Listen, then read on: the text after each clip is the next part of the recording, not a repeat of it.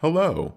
Thank you for watching the 43rd NAACP AXO Culinary Arts Competition.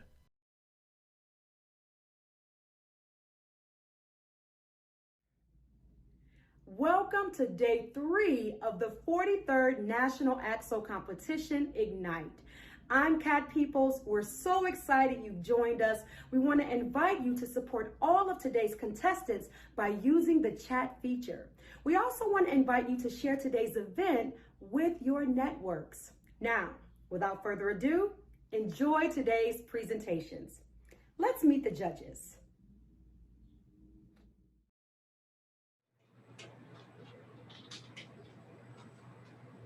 Hi, I'm Certified Master Chef Daryl Schuler, and I'm the lead judge for AXO competition for culinary. Today is the most important day of the 3-day competition. So we look forward to seeing the great talent of these young men and women as they produce their hot food entree. So we wish you all contestants the very best. Good luck. Hi, everybody. Chef Desmond Fannin, Director of Culinary Training and Support for Sodexo North America Culinary Solutions Team. Just wanted to say I'm excited about this this second day of competition.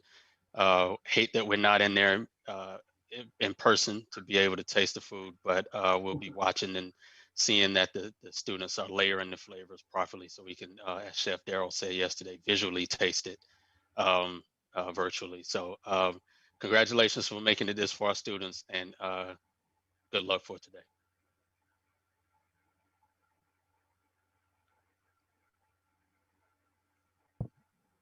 Hello, everyone. I'm Chef Theo Moise. I have my own personal chef business, Manger with Moise LLC, and luxury picnic services. I also have a huge online platform where I teach other chefs how to privatize.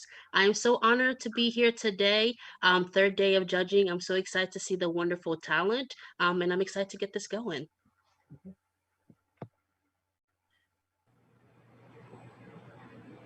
Hello, everyone. Chef Josef Frade, Associate Dean at the Culinary Institute of America. Extremely excited, as everyone is, to see what our contestants are going to do. And like everyone said, I wish I was there to be able to taste their food, but I'm sure they're going to do a great job, and definitely looking forward to see what they're going to produce today.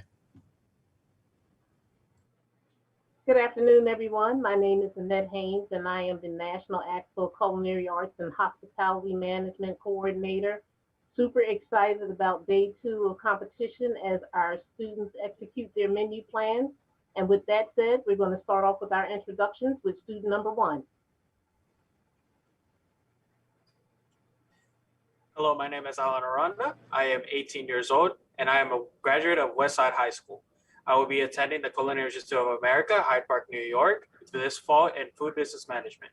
Today, I'll be presenting my appetizer, which is a sauteed oyster mushrooms with a garlic confit glaze, chili oil, and a fried basil leaf to garnish. My entree will be a pan-seared duck breast with jasmine rice and sliced red bell peppers, with a sweet onion glaze and chiffonade basil leaves. Chiffonade basil leaves as my garnish. These plates represent the days and nights that I've spent cooking and the knowledge and humble beginning that I've come from to that has brought me to this day and has helped me become the chef that I am. Thank you for listening to my introduction, and I'm looking forward to winning this competition. You can start, Alan.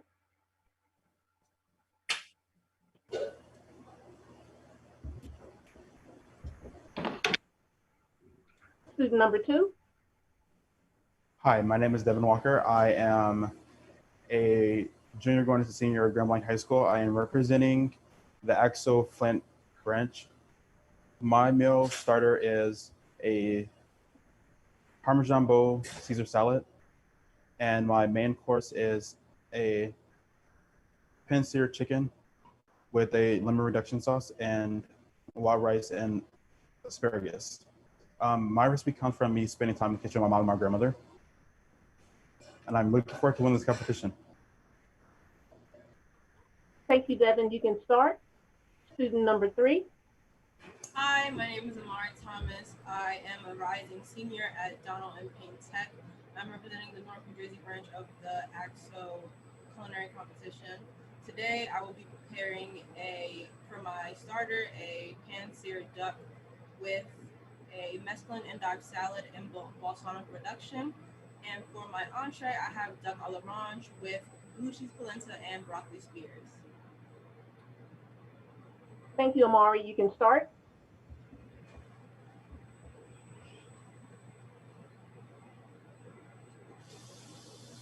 Oh, I'm hungry And for the now. audience, oh, go ahead. I'm sorry. For the audience's knowledge, this is a timed competition. The students have 2 hours from start to plate to prepare their entrees and their starters. The first thing up would be their starter, which can be sweet or savory or a type of salad. And so once the students have completed their entrees, they will notify us and they will present. Then they will go back to their workstations and prepare their entrees. And again, notify us once those are done and present.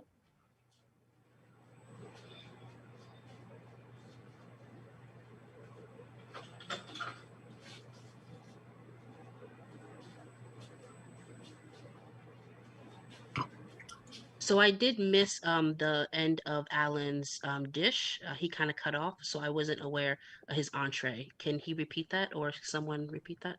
Okay, certainly. Alan, if you can repeat your entree for the chef. Yeah. For my entree, it is a pan-seared duck breast with jasmine rice and sliced red bell peppers, also with a sweet onion glaze and chiffonade basil leaves for garnish. Thank you.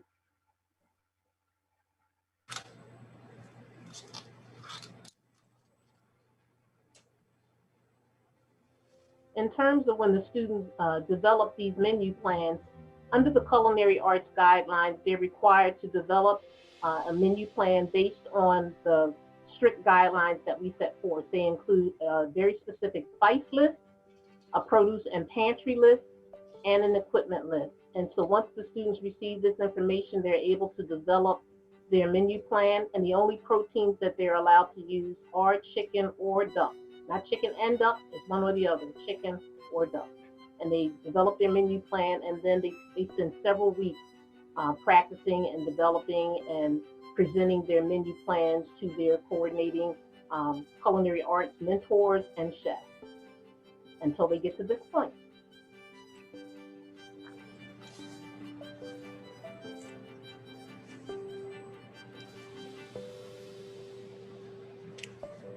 And you know, Annette, as a private personal chef, menu planning is probably at least 60% of my career, making sure not only do I have menu items I'm very comfortable with, I'm very rehearsed with, but also are menu items that people would love to choose and love to have over and over again. So menu planning is a huge part. You know, it definitely takes a lot of mental focus just to make sure you know what you're doing, you're combining your flavors well. That's a valid point. And for those future culinarians that plan on joining us next year for the culinary arts competitions, take note.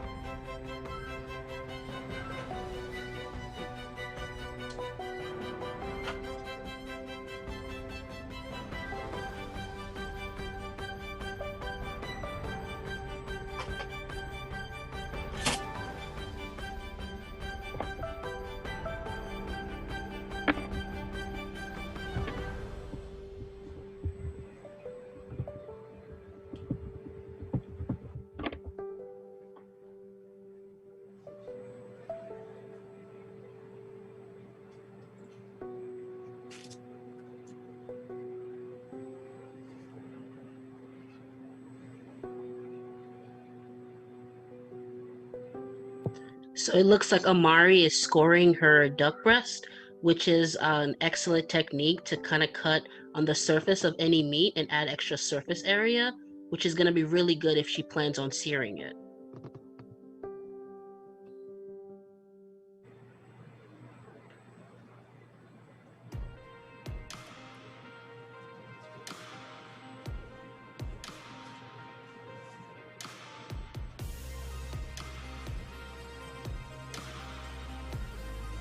So Amari, I see that you're choosing a lot of the fat on the duck breast. Do you plan on rendering any of that fat or doing anything with it? Yes, I plan on using the fat for the sauce in my entree.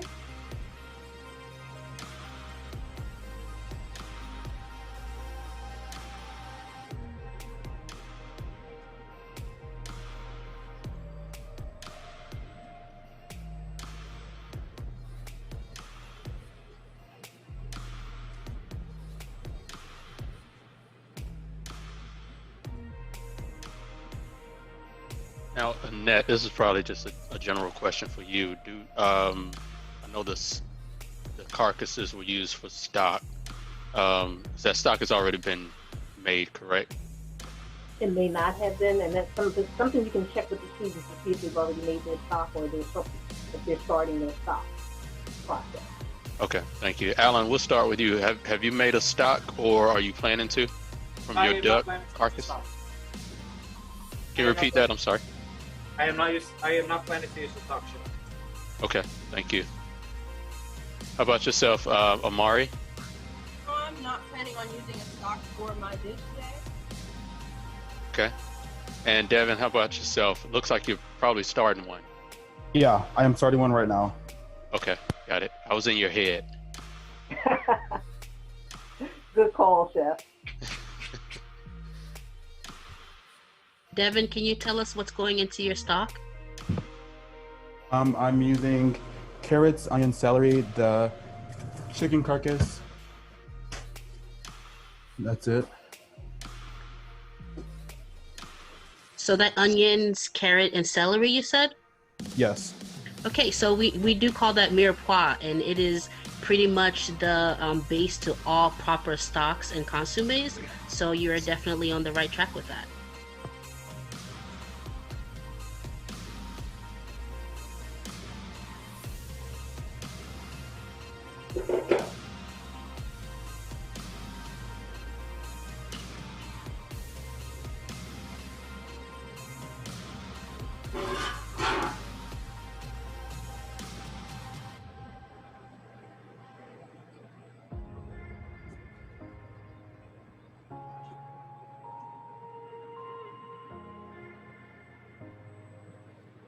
And to give a little bit more of the backstory on the culinary arts, our students are in 11th and 12th grade.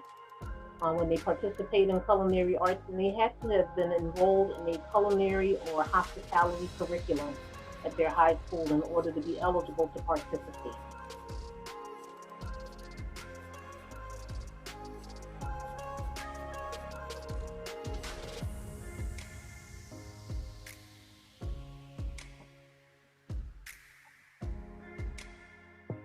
Can we zoom in on Alan's? I can't tell what he's cutting.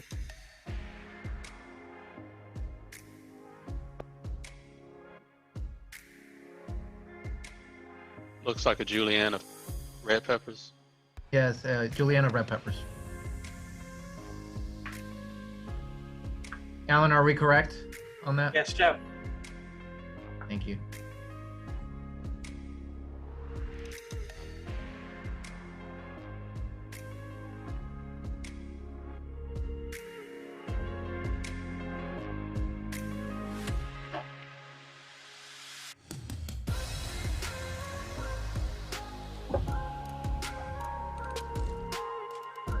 Amari, did you add anything to the duck breast before you started searing it, like any seasonings?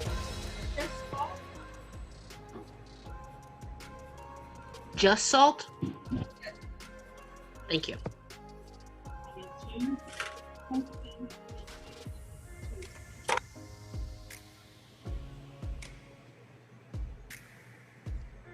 And for the audience, you may notice that Amari did not put any oil in the pan before searing her duck breast. You don't necessarily have to because of the level of fat that's in the duck breast, in the skin.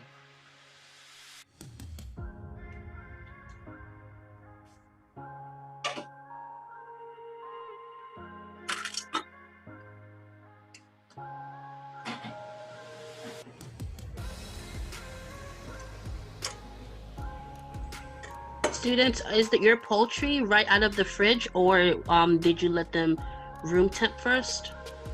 I couldn't tell if they came right out the fridge or not. Mine came right out the fridge. Devin, is that you? Yes. Amari and Alan? I had mine on ice. Mine is also on ice.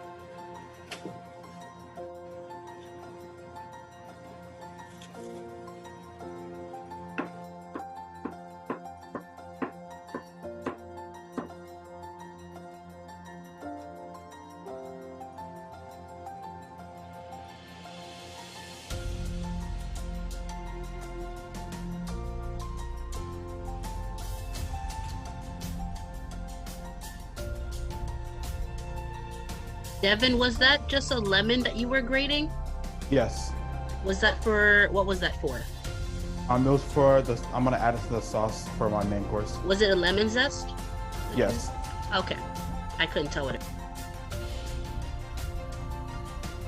And Chef, could you just tell the audience what the lemon zest is?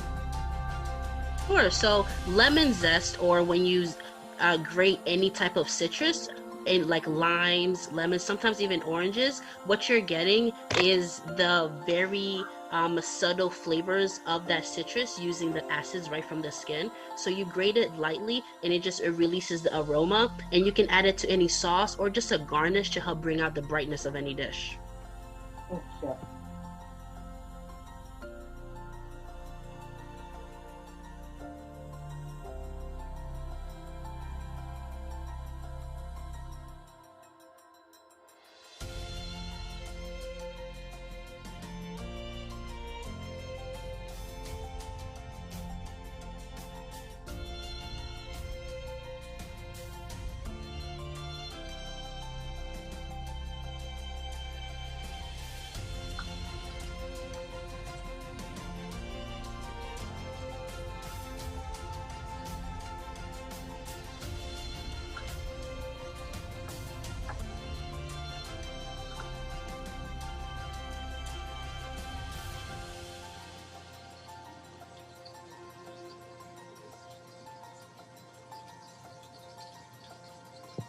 Amari, was that an endive that you're cutting?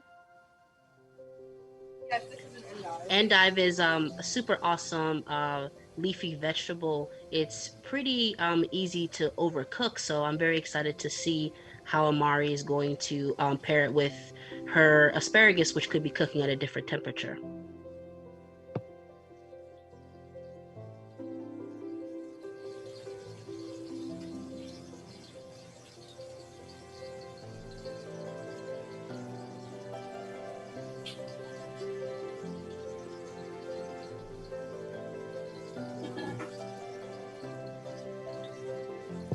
Can we zoom into Alan? I can't tell what he's pouring into a cup.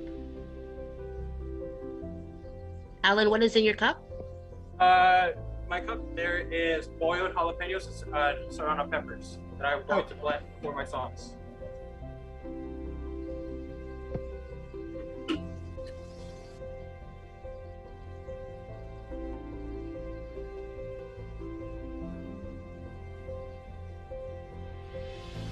So Alan chose to boil his peppers instead of maybe roast or caramelize them in a pan. It's gonna give him a different flavor profile depending how he wants to richen his sauce. It would have been interested to see him added some color to it instead of just boiling it, but maybe he's going to add more flavor to that sauce.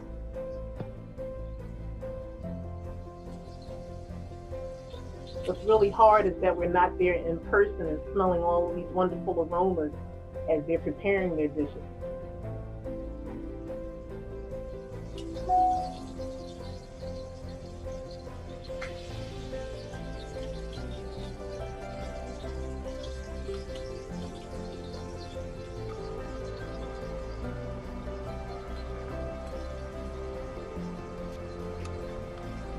Alan, can you describe what you're working with it right now, just so we can see? I am just portioning it, giving an idea, since each oyster mushrooms are unique. They sprout up differently. So I am portioning it so it can complement the dish that I'm using, the plate. So I'm portioning it so to complement the dish that I'm using, and in order for it to cook evenly, and so no part is left uncooked. Great, thank you.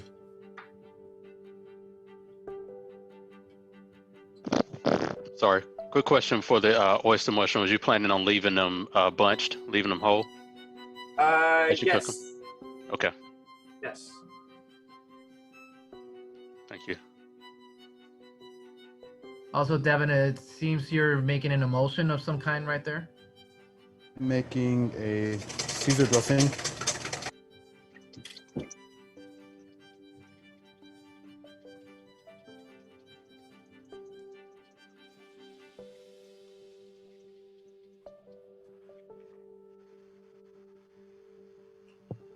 Devin, how's your stock going? Can we see a close-up of the temperature of that stock?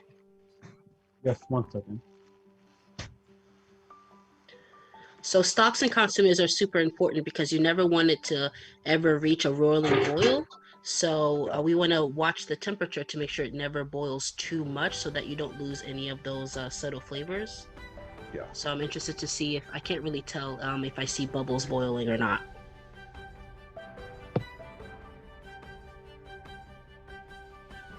Also a side note, because I know that everybody is watching, some of the students, 2 of the students are in actual kitchens, and 1 student is in a conference room that's set up for competition.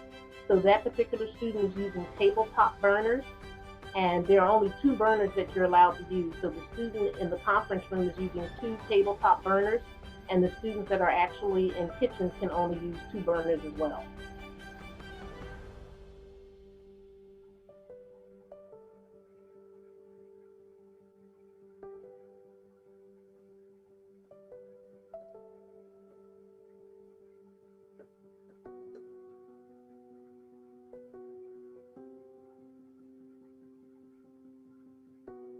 Some nice sear on that duck. It's like nice crispy skin. Nice.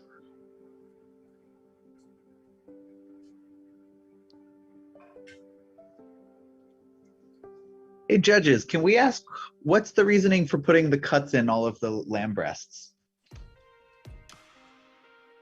So I believe they're using the duck breast, but the cuts in them, it's called scoring. And what you're doing is creating tiny cuts along the surface area of it. And it creates more surface area, which is good for caramelization and absorbing any more flavor that you're using. She's caramelizing it there in pretty a hot pan. So that surface area is gonna create those nice little crispy edges around all over the duck breast. It's called scoring.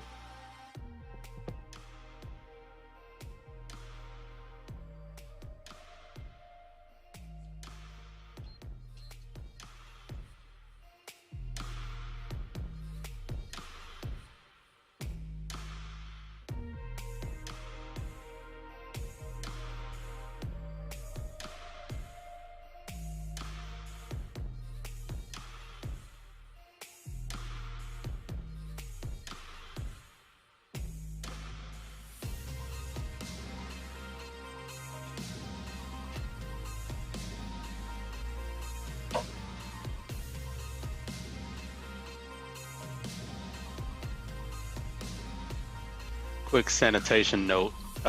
You'll see that Alan is sanitizing. Well, first he cleaned his cutting board and now he's sanitizing it. So proper practice is use the green bucket with the cleaning solutions to properly clean the surface of visible dirt. And then you come back with the sanitation solution, which is in the red bucket, to take away any microorganisms that you may not see.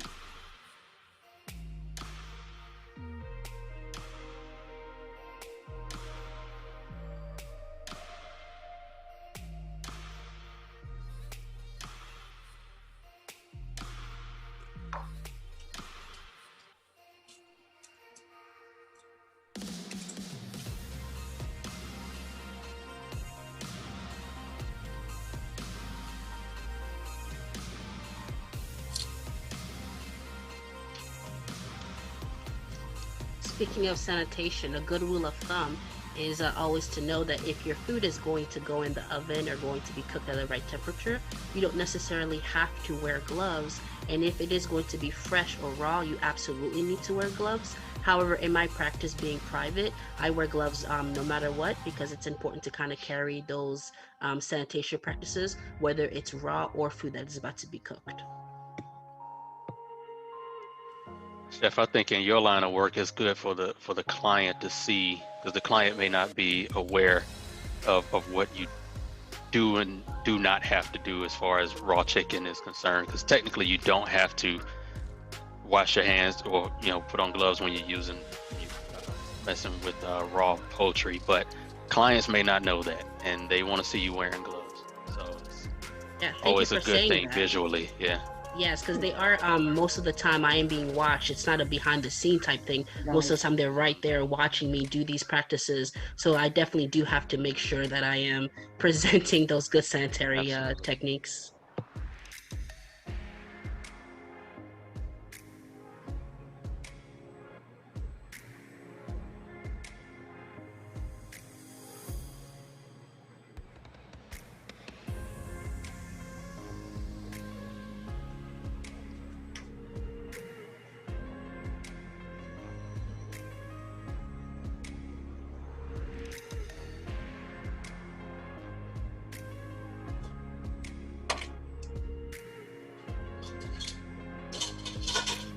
Alan, is that cheese or is that carrots? I can't tell what that is. This is shredded cheddar cheese, which will Cheese. go into my jalapeno sauce. Okay. And also, Devin, are you grating some cheese as well? What cheese is that? It's Parmesan cheese. Thank you.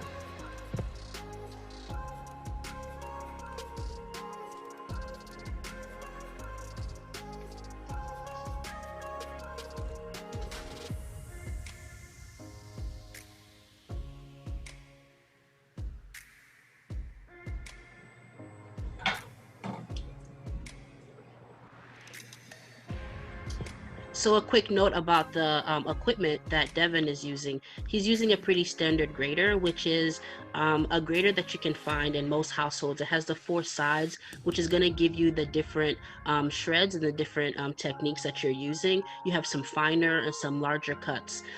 This is pretty traditional. However, in my line of work, it is, for me, the most effective thing to do is to use equipment that gets the job done in a quicker way. So there are some different equipment you can use for cheese shredding, cheese grating. However, this traditional way ensures that you not only have the perfect sizes, but you get the exact quantity you want, and then you can save the rest of the cheese.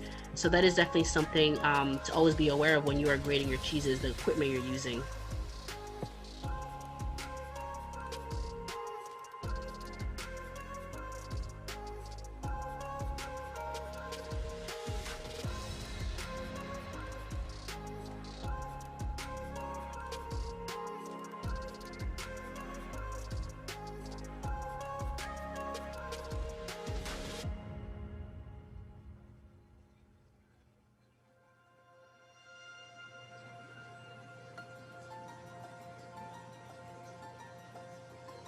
Alan, can you describe what you're doing for us right now?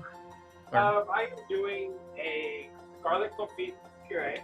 First, I need to confit my garlic, which is being confit in butter, which is not the traditional way to do it. But however, due to the fact that I cannot fit the entire pan into the oven and having less amount of time, on top of the induction burner is my go-to.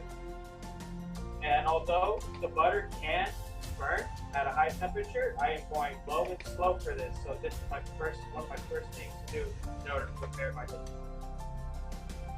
Right now, I am taking off the Can you tell us exactly what you're doing, scraping off that white foam on top?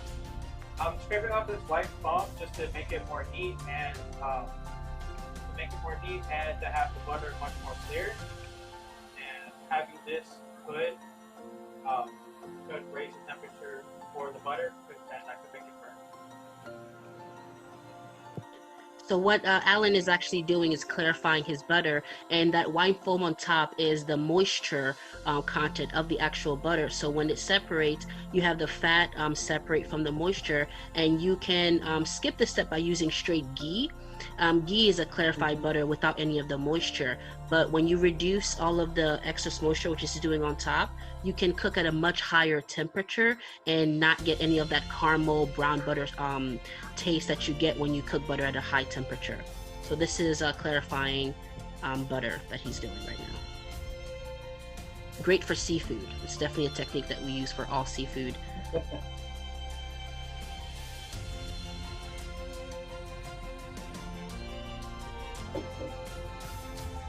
I think our audience is already impressed by the amazing skill set that these high school students are displaying. It's not your everyday level of culinary technique that you use in your regular kitchen. So You're doing an amazing job to be in 11th and 12th grade. Definitely agree with that.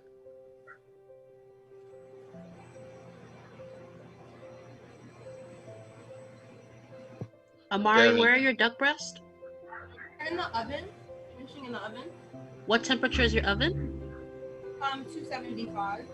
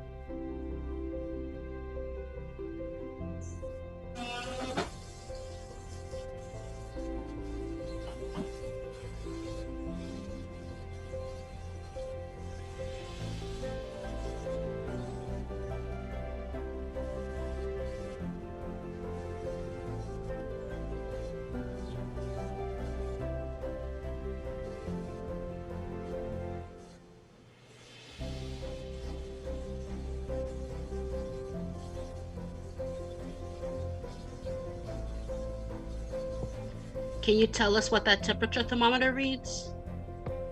Right now it's at 137 degrees. And what temperature are you looking for? I'm going to take it out when it gets to about 150 to 155 because I know that it'll carry over about 10 degrees.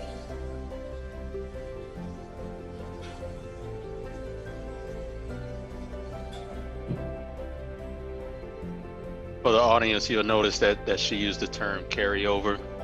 Generally, especially when you're roasting meats, once you pull the meat from the heat, it still continues to cook. So you have to kind of keep that in mind because you want to make sure that you don't dry out the meat or the protein that you're cooking at the moment. So it sounds like she's kept that. She's kind of thought about that through the process of how she's going to prepare her duck.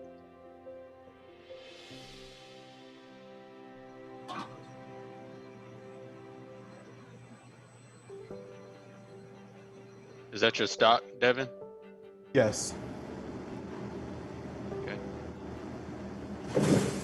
So what he's doing now is straining out the particulars, as we call it, the particulates of his stock, which is all of the carcass, all of the solid parts, the carcass, the trimmings of the vegetables, just to get the liquid.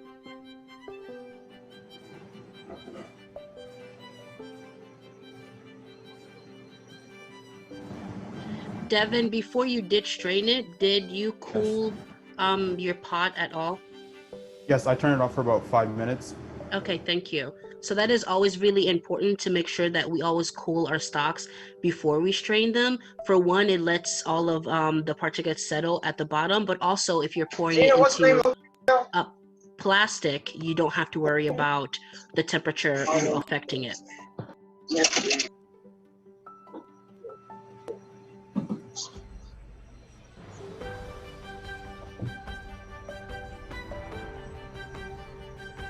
Devin, do you like the color of your stock? Yes. Right here. Perfect, there it is. So, yes, right off 120.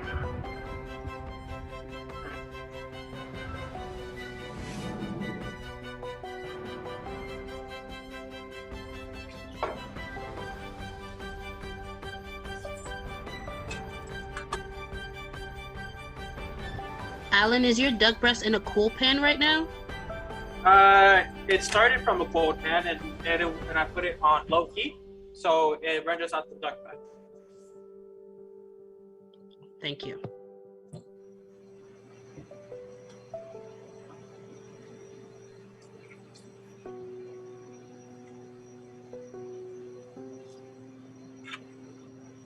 Also, Alan, sorry to pick on you, but what do you call all those items that are right in front of you? I see that you put them all in different containers. What is all that This is my mise en place. Can you tell us what mise en place is? It's a direct translation to in place from the French language. It means that everything is measured out, weighed out to quickly produce whatever dish you are making, and it is to keep everything organized. Great, thank you. So the reason I was asking that is because mise en place is a very important thing in what we do as culinary professionals, because we need to have everything ready to go. And mise en place is just not the ingredients, that's from the equipment, putting our uniform on. It's really kind of a way of life for us. And if you have everything ready, then you're removing variables from what you're going to end up producing. So it's very important in our line of work.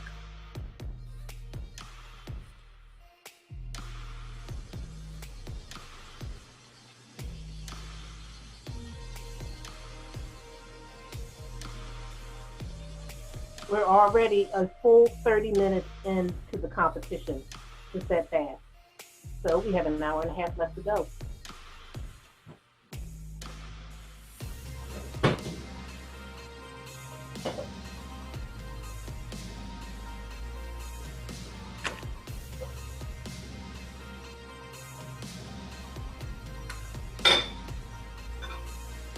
Amari, what did you just pour into that cup? This is my balsamic reduction. I was checking to see if it has reduced enough. Has it? No, I'm gonna leave it on for about 30 more seconds.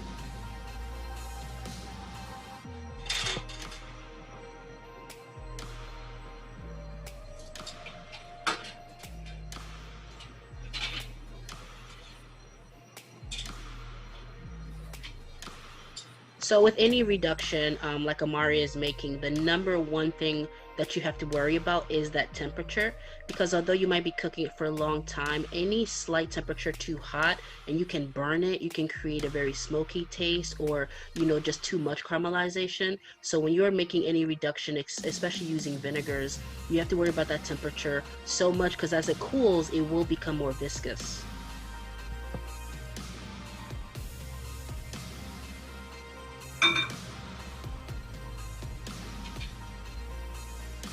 Amari, can you tell us why you, will tell the audience why you, when you placed the duck in the oven, you left it skin side down?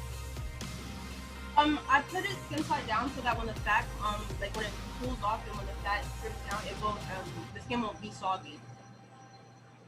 Okay, thank you.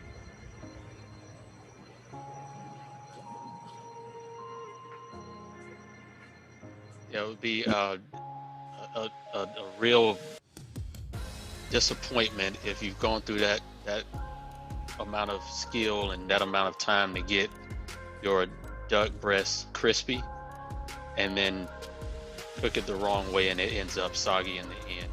So just making sure that she's thinking about the end product throughout the process. And Devin, can you tell us what you're doing here? I am cutting the bows out of the parchment paper to lay them to cool out.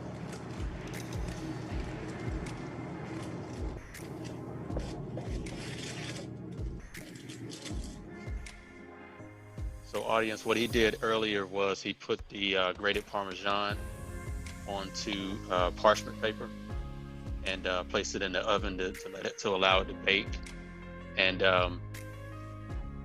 he has to kind of work quickly with the Parmesan the way he has it to form his bowls, because as it cools, it hardens. So he has to try to make his bowls in the shape that he wants them before the cheese cools all the way.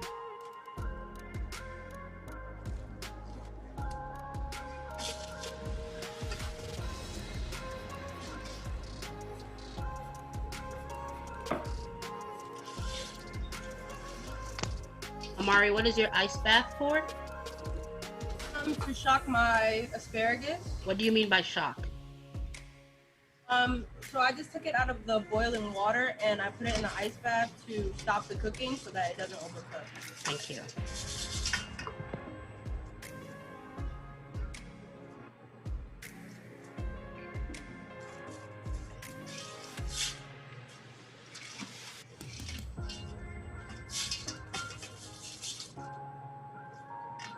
So another method that you can always use to cool down your, especially vegetables, asparagus, very quickly, is that when you create yourself an ice bath, you can create another, you can do it two methods by putting a bowl within a bowl where you have two metal bowls. One at the bottom has that nice ice where you can cool it down so that you don't have to go through and sift it, or you can put a film like a plastic or parchment directly on that so that when you're cooling your product, you don't have to worry about taking it through the ice water. So that is that's a way that I use to quickly cool down my products and not have to worry about the ice bath.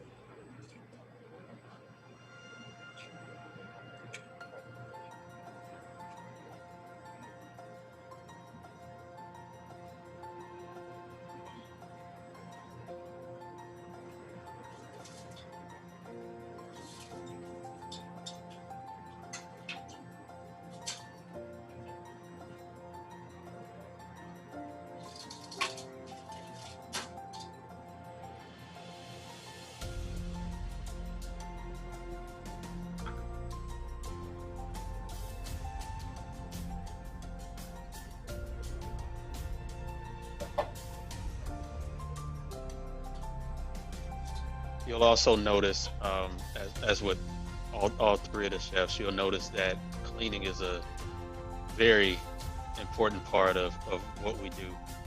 Clean as you go, as we say. And you know, you got time to lean, got time to clean, but that's a different thing. But you have to, it's not only just, you know, about keeping the equipment clean, keeping everything appealing, and keeping everything safe, but it's also helping them with their organization. If you're working with clutter, you kind of lose focus of what you have to do next and what needs to get done, you know, in the sequence of events. So cleaning does multiple things for them. So it's great to see them doing so much cleaning throughout the process.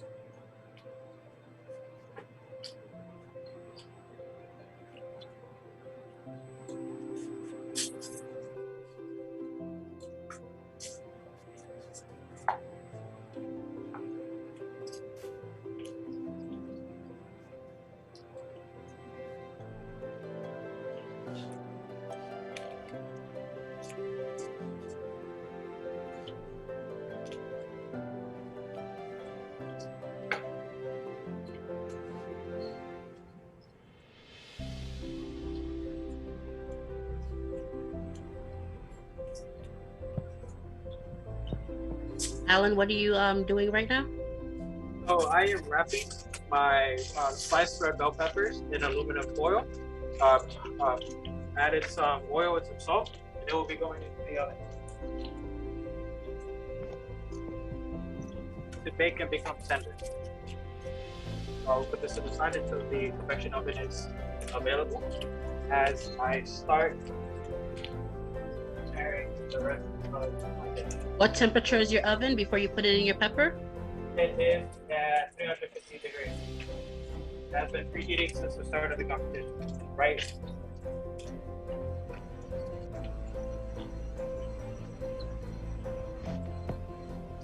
So chefs, could we call what Alan is doing for the peppers and papillote, or could we not? It is not in papillote. It is not in parchment paper. Got it.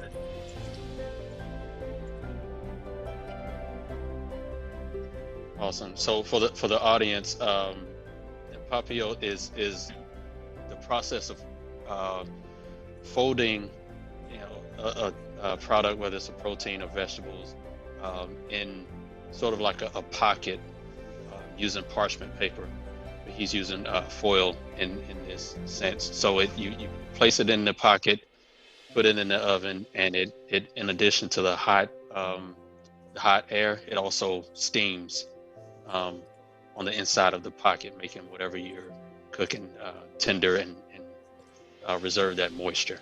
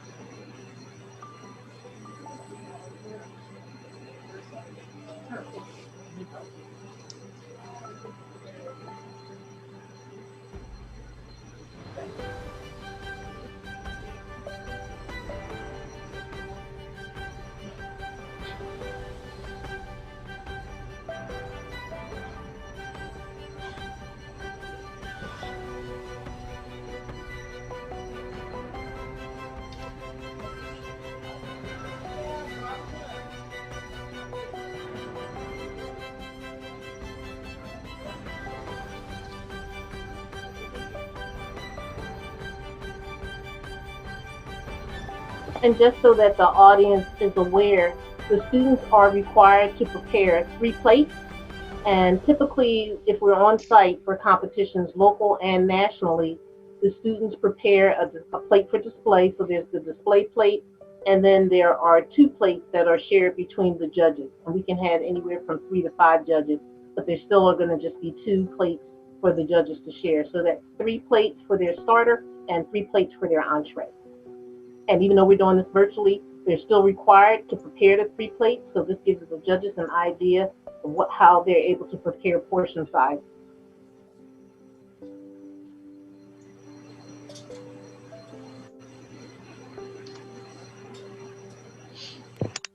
Alan, is that garlic in that confit?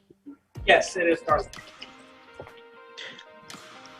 So confit is a super awesome technique where you are cooking something and it is submerged completely in a fat.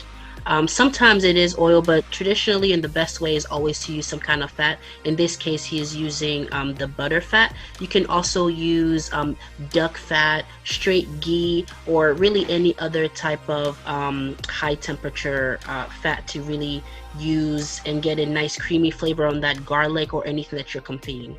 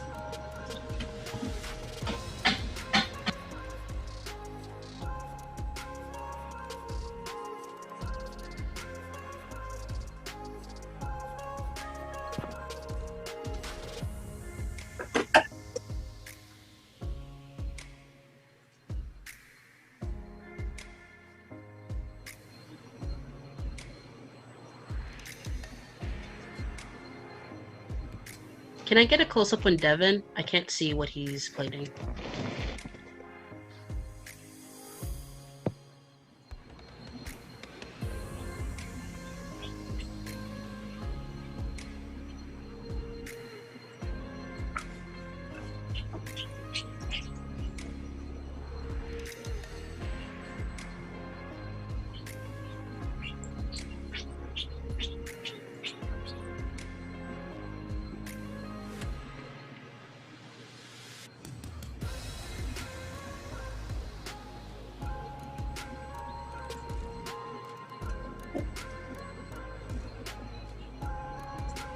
Question for both Devin and Amari. What temperature are your plates at? I took them out of the fridge. Thank you. And Amari? I took my duck out of the oven at about 100, somewhere between 150 and 155 degrees. Can we get a real good close-up on Amari's duck breast? And Devin is prepared to present the starter.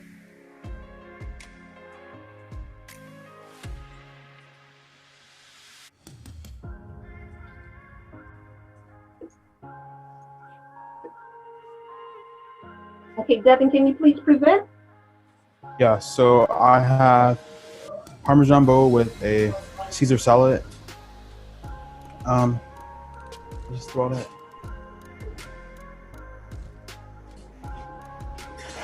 And if we can zoom in a little bit on the Parmesan bowl.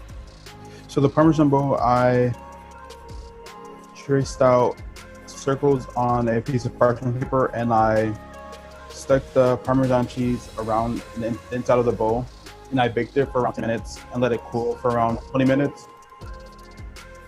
And then I started to plate.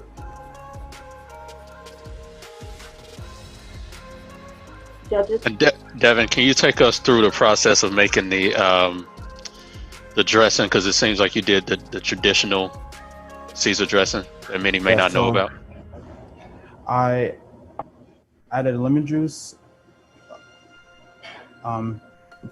Dijon, salt and pepper, and 1 egg yolk, and I emulsified it and tossed the salad greens inside of it and plated it.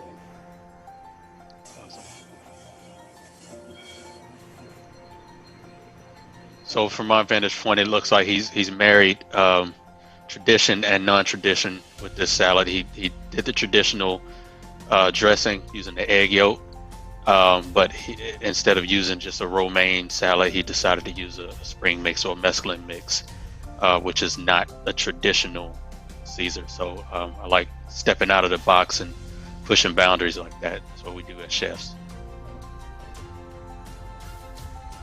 Devin, is your salad actually dressed, or is the dressing on the side? Or? So no, it's actually dressed. I tossed it in the emulsion.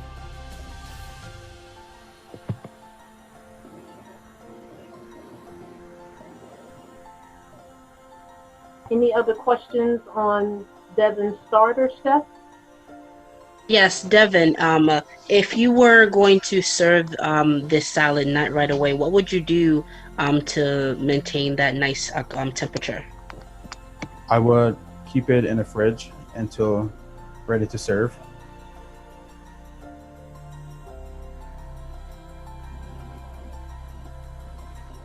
Okay, great. Thank you. Any other questions for Devin? Thank you, Devin. You can put that on your display table and move forward with your entree. Okay. Oh. Did you have a question, Chef Desmond? No, I just said nice job. Thank you.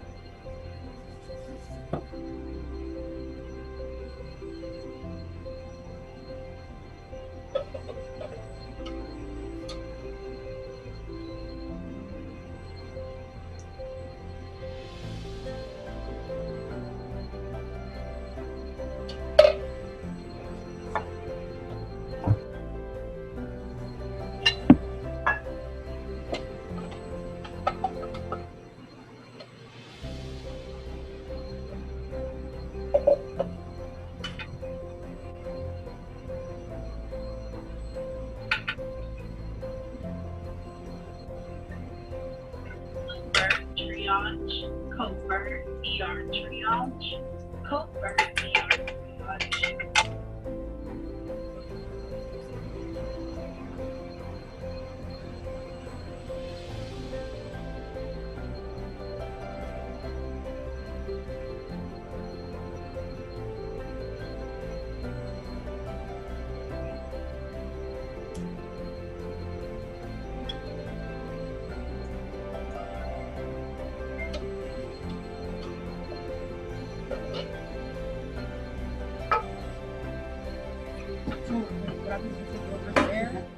Well, I'll help you reset. Okay, thank you. Sure. Let me just move out of the way. Go to the line.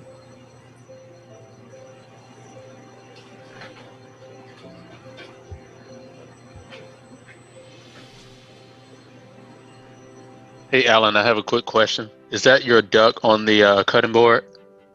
Yeah. Okay. Are you planning on firing that in the oven? Or No, are you allowing it to rest? I'm letting it rest for now until I am finished with my glaze and glaze it and put it back on the pan to caramelize the sugars from the glaze. Okay, thank you.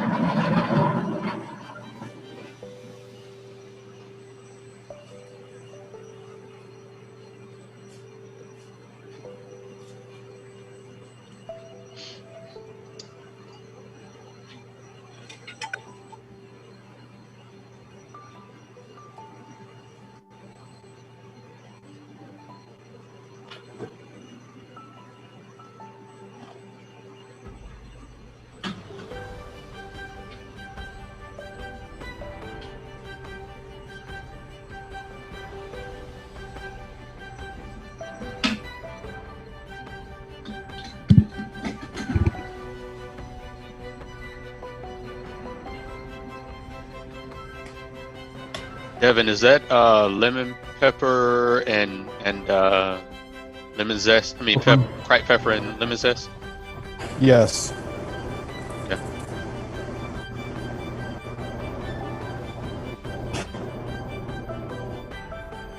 And Devin, those are whole peppercorns? Yes. Why are you deciding to leave the peppercorns whole? Because it creates kind of a, gives the skin kind of a more seared taste. Okay, Amari is ready to present her starter.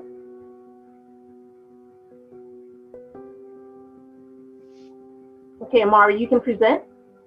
Okay, so here we have a pan-seared duck with a mesclun endive salad, asparagus tips, and a balsamic reduction on the plate.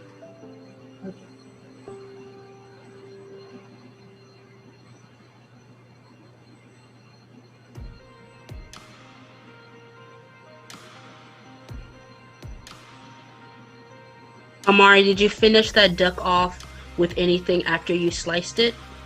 No, I did not. So the only seasoning you used was that salt in the beginning for searing it? Yes. Do you believe that the balsamic reduction is enough to carry the flavor through? Yes, I do. The salad is also dressed with a balsamic Dijon vinaigrette, so altogether it is it has a very bold flavor. So tell me about the sweet components of your dish, because when you use a duck, it's always nice to have a sweet component. So tell me where those flavors are coming from. Well, the balsamic reduction has sweet undertones because I use corn syrup while reducing it. It also has a bit of a tang from the Dijon mustard used in the dressing on the salad. So it has a bit of different flavor components.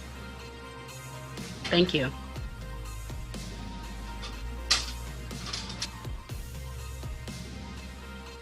I'm upset that I can't grab one of those forks that are sitting there. There's nothing like being in person. Good job, Amari.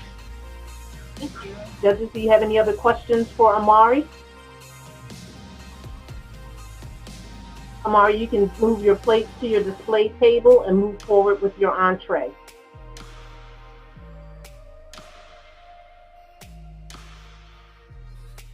No? No worries. One sec. Bear with us.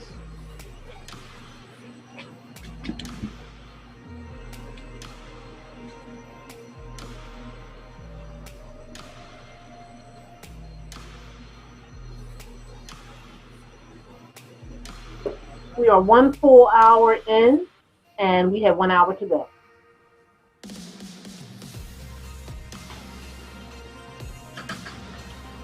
Even though this is a timed competition and we have 1 hour left of the competition, we encourage our students to complete their menu plan. Just like if you're in a restaurant, you'd rather have your food come out well, cooked to your liking, rather than rushed and it not be as, as tasty as or as good as you expect it to be. So our students are encouraged to complete their menu plan.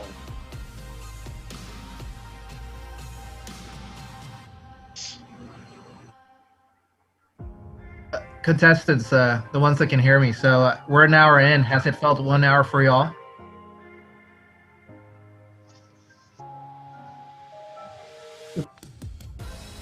I feel like I'm doing great so far. 1 hour in.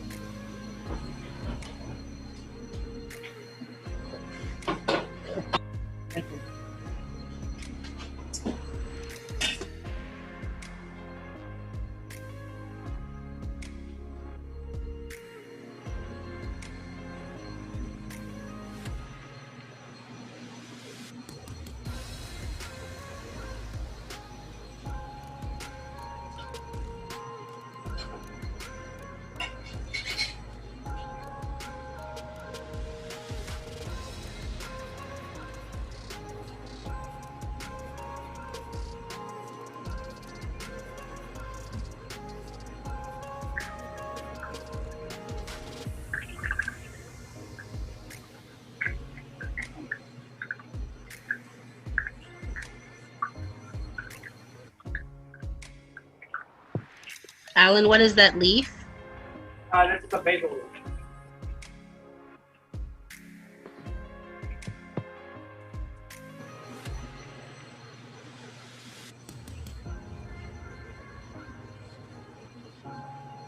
And just a reminder to everyone. Alan, I saw you earlier picking through those basil leaves. Any particular reason why you chose the ones you chose?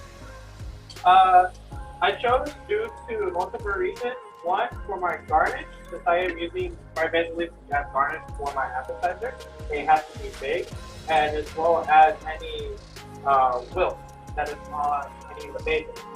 So if it has any wilt on the basil leaf, I do not switch these.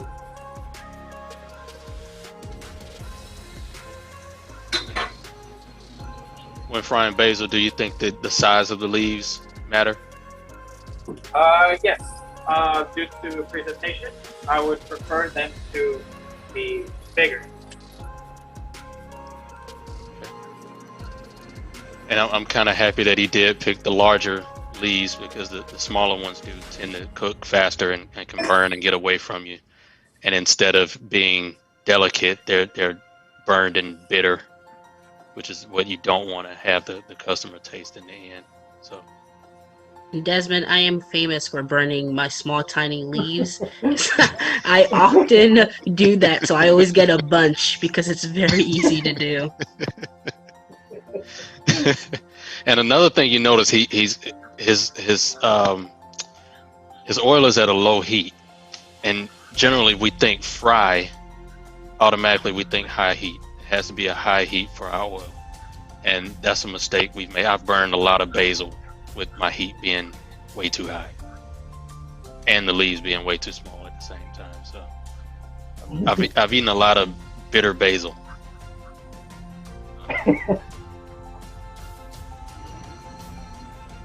And just as a reminder to everyone, as you can see, you can only use 2 burners. You can see where Devin is cooking his entree, and 2 burners are being used. And I think the same thing with Amari. And then with Alan is using tabletop burners.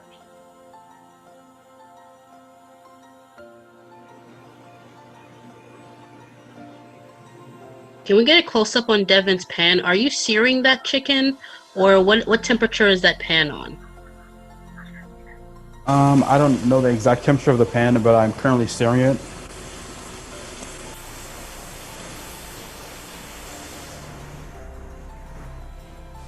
So as the first thing I'm noticing with the sear, which is the peppercorns, when you first use them, even though the peppercorns, they might add, I guess, a interesting texture, you want to worry about the fact that the size of the peppercorns is taking a lot away from the surface of the chicken. So when you're searing it, it might not be completely even because you're having these little spots of peppercorns that's not creating an even layer for the searing. So just remember, next time you're using peppercorns, although they're great, maybe smaller ones or even grinding them down a little bit can help create a nice even layer for your searing. Okay.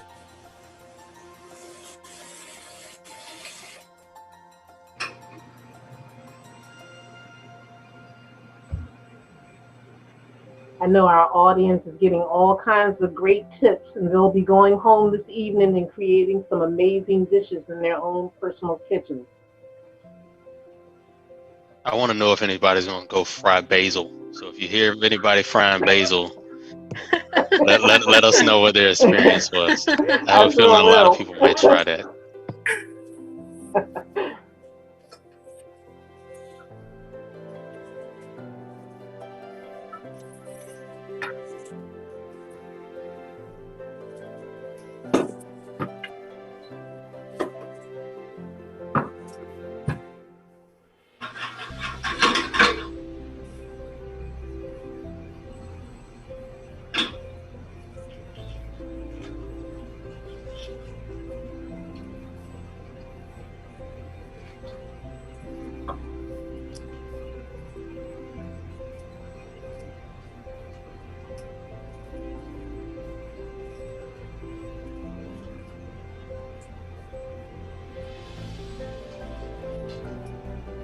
In 2019, when we were in Detroit, one of the things that we did is that the chefs, the mentoring chefs, and some of the executive chefs that we worked with Sodexo and other organizations, we prepared the actual starters that all of the students made, and as a fundraiser sold tickets so that the audience could purchase tickets and try some of the starters that the students made, the actual dishes.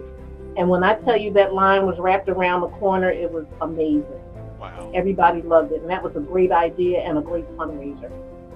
And it gave the audience the opportunity, after watching these students prepare these starters, to actually taste them. That's a nice touch.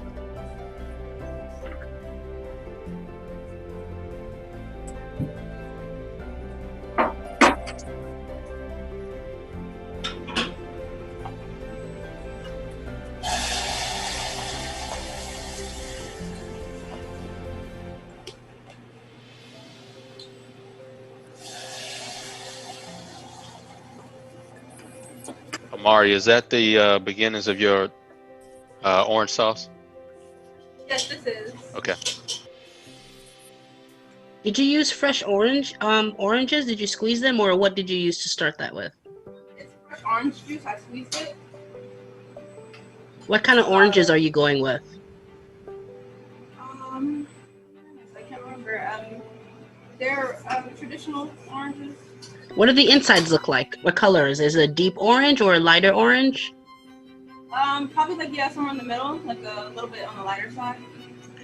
Yeah. So the reason I ask is Oranges, depending the kind of orange you're using, it depending is how well they're going to caramelize, because some of them have different sugar content, stronger sugar content than others. So for example, one of the oranges I love using most is blood oranges. It's super sweet, has a high sugar content, so when you're using it to reduce, it reduces really well, really fast, versus navel, which is more watery than it is sugar. So depending your orange, just remember the deeper the orange is, as in color, like blood oranges, the more sugar content they have in them, which is going to help you reduce it faster without burning it or cooking it for a really long time.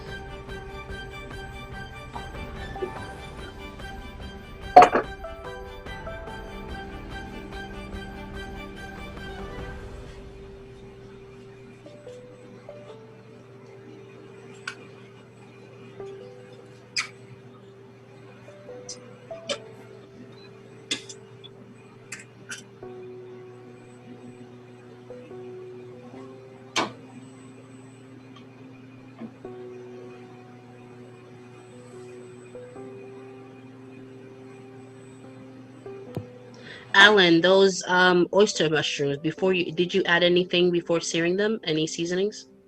Only salt, and that's it. The rest of the flavor comes from its natural earthy taste, and as well as cooking wine. And did you put any oil in the pan before doing so? Yes, I did put some oil to get a little bit of brown color, to sear it a little bit, then saute it, mix it around, and then adding the oil. And then adding the wine. Sorry. So just a wonderful tip for the audience that might not love mushrooms. I know some people are so particular about mushrooms, but one reason why people don't love them is because they get pretty slimy. So they get slimy because they actually have a lot of water in them. So before, when you're cooking or searing them, do not add any butter or oil. Just cook them by themselves on that heat and let them sweat, which is when you take out a little bit of the moisture. Once you sweat it a little bit, you can then add in your oils or butters. That's going to reduce the sliminess of it. The sliminess comes from all of that water retaining once you cook it immediately in oil, because water obviously and oil don't mix. So if you hate the sliminess, just sweat your mushrooms first.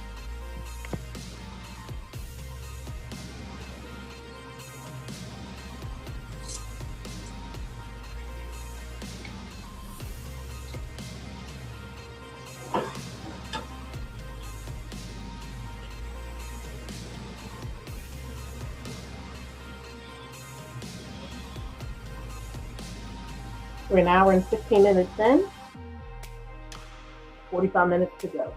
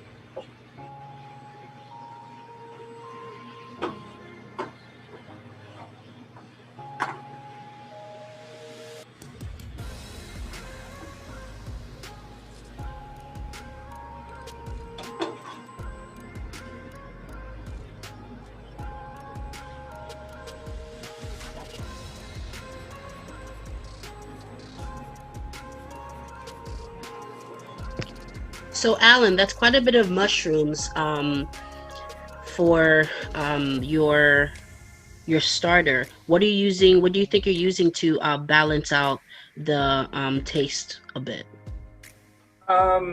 Strictly, this is just a mushroom dish. It is accompanied by a garlic confit glaze, as well as some chili oil, and to top it all off is with a fried basil leaf.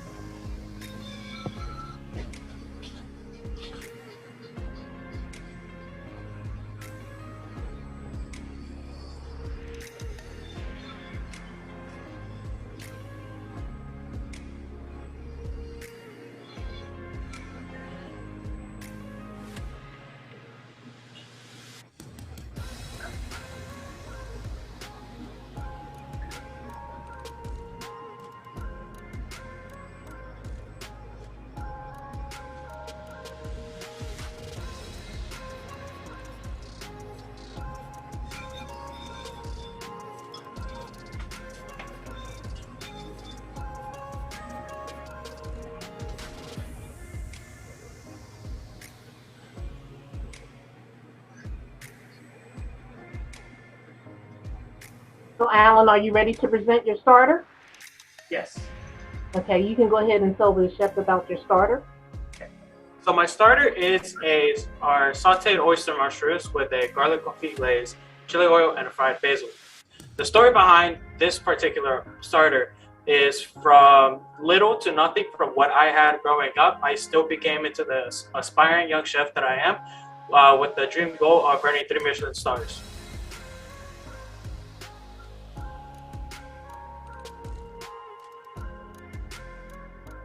I will now be preparing my entree as soon as the camera goes. Thank you. Oh, wait, Alan, we just have to see if the judges have any questions for you first.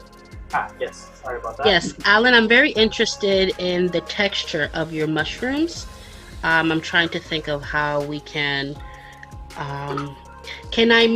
is it possible that I can have you maybe touch the mushroom and just kind of squeeze a end of it? Yes. So with the texture of this mushroom, since oyster mushrooms can be and are sort of related to the king trumpets, they do produce a meaty texture, which is balanced out with a soft garlic and a transparent oil. And to top it all up, you have a crispy basil. So I'm going to squeeze the mushroom. Okay, yeah, thank you. I've seen, that's what I was, I wanted to see how they pulled apart. Thank you. Any other questions for Alan? Nope. Chef Jose, you have any questions for Alan? No, thank you. Okay, Alan, you can move forward with your entree. Thank you.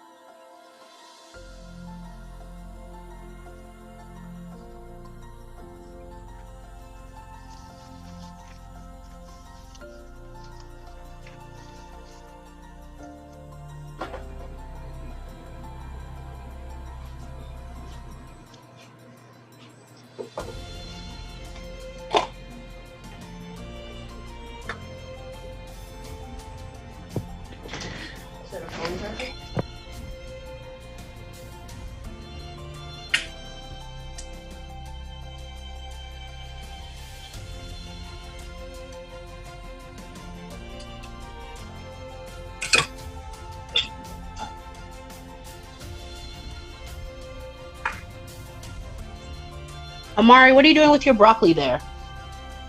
I'm gonna cut it into spears. I'm actually getting the cutting board now. I'm gonna cut it into spears, and I'm gonna finish it off with some butter, salt, pepper. And Did you do something beforehand though? oh yeah, I boiled it and went and. Oh, you chopped did it. boil it. Okay.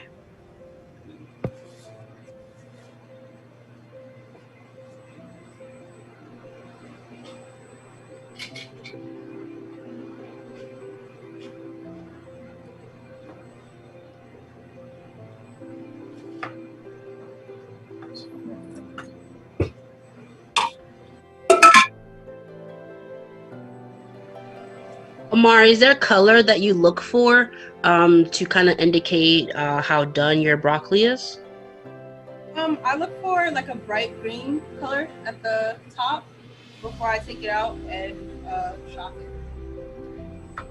Yeah, that bright green color is extremely important when you're looking for it to still kind of be firm. As soon as your broccoli starts getting a little on the darker green, more on the hunter green side, you've already overcooked it. And then if you were going to do anything additional like cook it or add butter, then you're going to end up with some very mushy broccoli. So that bright greenness is exactly what you're looking for, and you have to take it out almost immediately because broccoli continues to cook.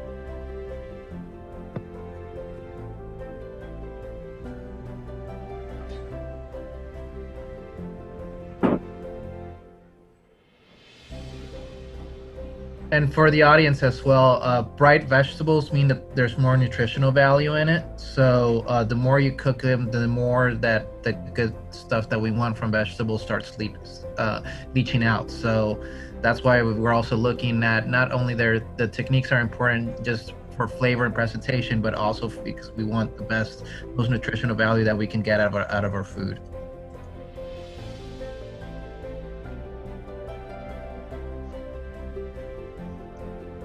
That's a good point. I know we definitely don't look for nutrition when we're cooking collard greens. So I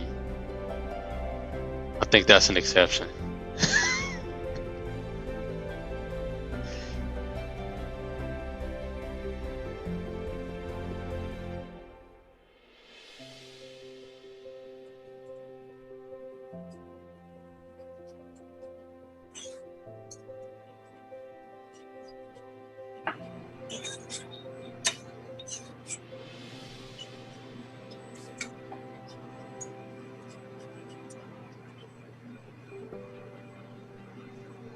Alan, that sauce, what is that you're making over there? Can we zoom in? It's the jalapeno cheese sauce. Or So what did to put you? to put in simpler words, queso. So what did you put in there just now? It is my jalapeno and serrano the blended jalapeno serranos. I added 100 milliliters of buttermilk and just let that heat up, mix it a little bit to incorporate, and then I added my cream cheese and cheddar, which is to thicken it up and to give it a little bit more cheese. But since it did get a little bit too thick, I did add a little bit of water to not make it too thick. So Alan, tell me why you went with buttermilk and not something like heavy cream or light cream. I went with buttermilk because heavy cream is like it's known to like make it a little bit too thick than anticipated. So I stuck with buttermilk, and it sort of gives it a little bit more flavor than if I were to use heavy cream. So Alan, you're doing a good job using that buttermilk because you know buttermilk is very finicky and can separate. So keeping it at that low temperature and stirring it regularly is what's keeping that emulsion nice and together so that it's not separating. Thank you.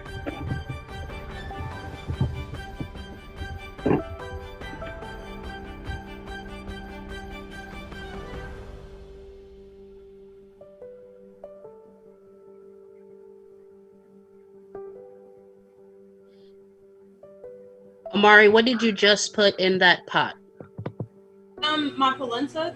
I had milk and water boiling or simmering, and I just put the polenta in.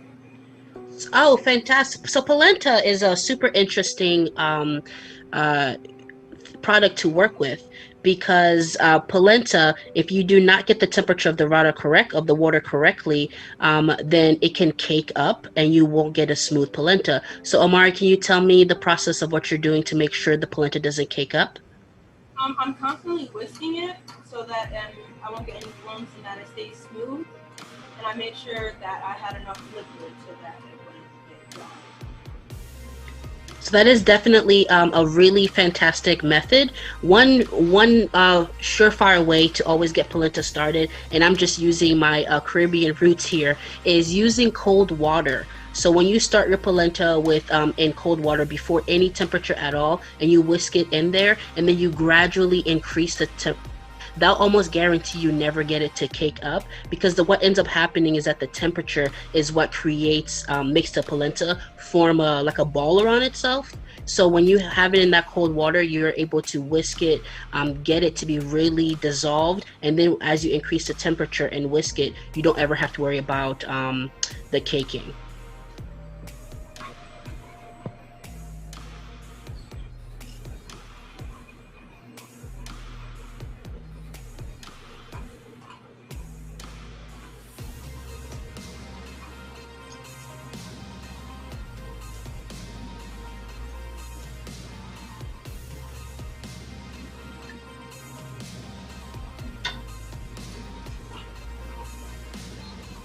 Is that polenta fine, or is it coarse, Omari?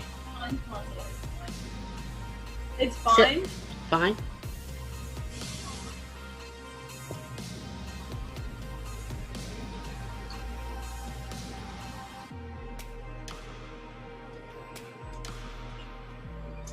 Devin, is that butter or cheese? Those squares. It's butter.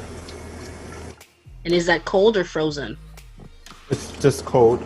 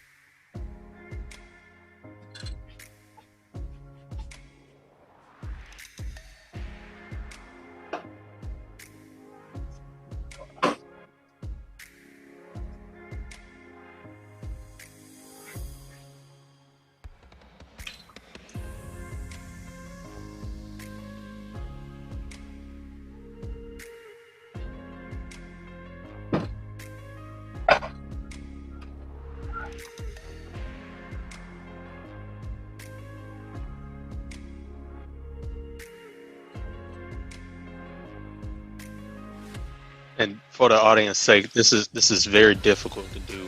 To cook meals with everybody watching, and especially the quiet moments when nobody's saying anything, that can be nerve-wracking for them. So the fact that they are still, keeping their composure and doing what they plan to do from the beginning, it's just amazing to watch them do this, and just to see them with the confidence that they have. Because I can't stress this is not easy to do. So kudos to all three of you so far. We're a full 1 hour and a half into the process with 30 minutes to go. And just to touch on what Chef Desmond said, if we were on site at the national competition, the judges would have the opportunity to actually get up and walk around to each student and observe them close up. So it's that much harder to be able to do this virtually, to have the student explain it and talk a little bit while they're doing some of the procedures in terms of preparing a dish. So they're doing a great job, and the judges are doing an amazing job as well. Thank you, Annette. I think that's a great point. You know, how we're asking questions to try to uncover more of the techniques and textures and things which normally would not happen as much in person. So this continuous communication is, you know, we're pulling them out of their concentration quite more often than it would be in person. So there is definitely a challenge added to doing this virtually for the contestants.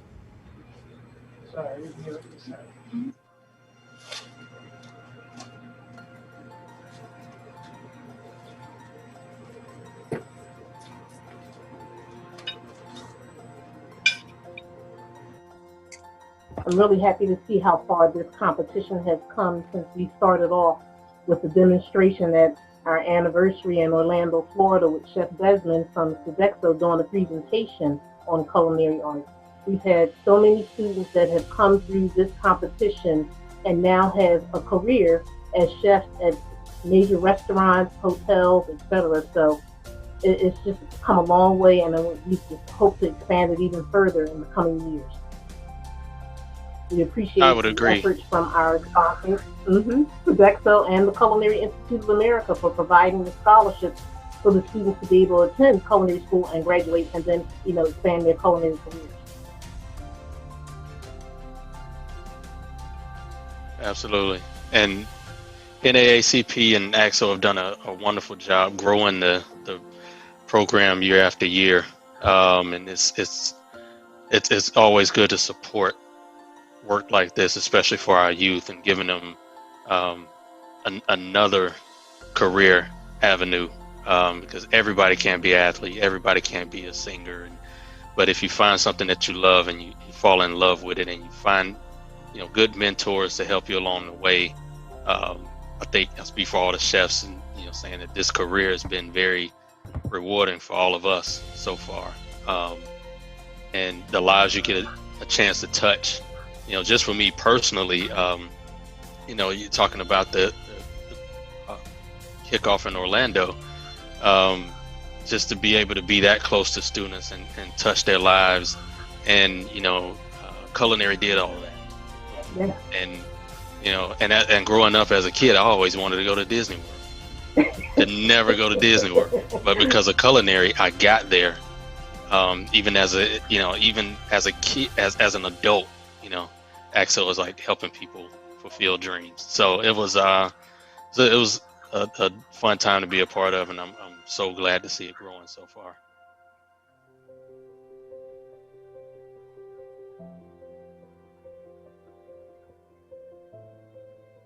And Chef Theo, you can talk a little bit about, you know, there's so much more than just working at a restaurant, or, you know, having a different type of career. Could you just expand a little bit on some of the different opportunities in the culinary industry? All right, thank you so much, Annette. So yes, you know, starting off with my first fundamental years in culinary, I did think that I was limited to restaurant work, but there's a whole world of personal and private chef, and pretty much what that expands to is event-based or party or celebration-based. And since, you know, the world was shut down for like a year not celebrating, right now everyone is taking the opportunity to really celebrate and make something something really special.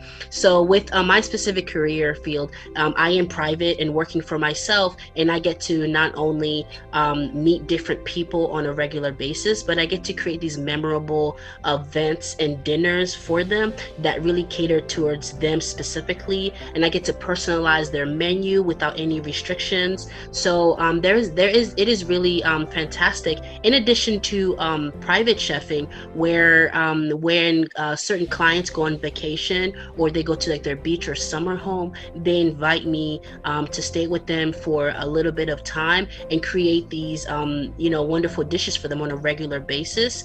It's just fantastic because most of the time it's like at a beach, and I'm only there for 2 weeks vacationing with them, making these fantastic meals, and then when it's over, I'm back to my regular day. So there's definitely a lot of avenues when it comes to personal private chefing, and it really has opened up my world, especially the past year, because everybody has gone indoors. So now I get to be indoors with those people, but I'm creating that like fine dining experience that they really crave and that they're missing, but they can't really go out and do. So it is really interesting for anyone who likes that more personal experience, or that experience where you don't have the overhead. So it's definitely a great avenue to explore. Thank you.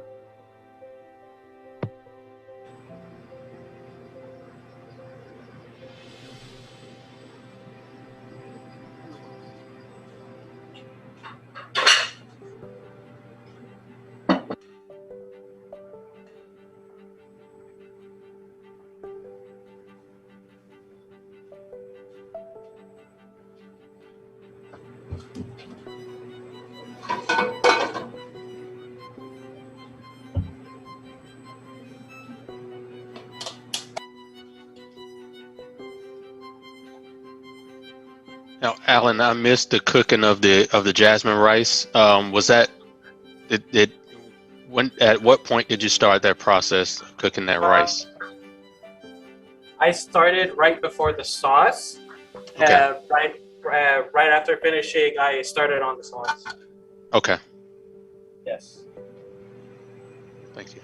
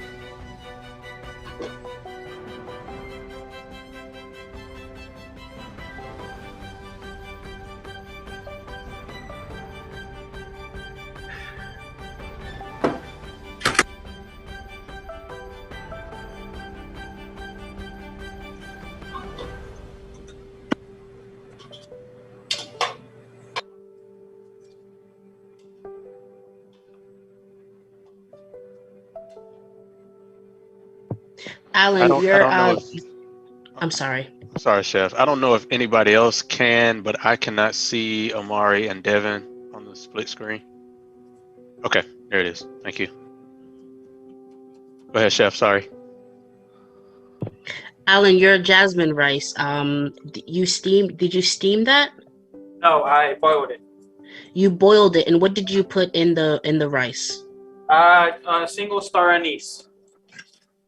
So did you put any oil in the rice? No, I did not put any oil, Chef. Do you ever put oil in your rice, or is that something that you avoid in your rice? Usually I really don't. Not that I don't have much experience in cooking rice, but I personally just do not put oil. So I would definitely advise, when you are making rice, especially jasmine rice, always adding maybe a tablespoon of a little olive oil. It's going to help with the starchiness, because when you are plating your rice, you do want to avoid that, unless that is your point, you want to avoid the starchiness a little bit. And adding just a little bit of oil is going to help create not only a nuttier texture to it, but you don't have to worry about the starch binding together and creating almost like a sticky texture.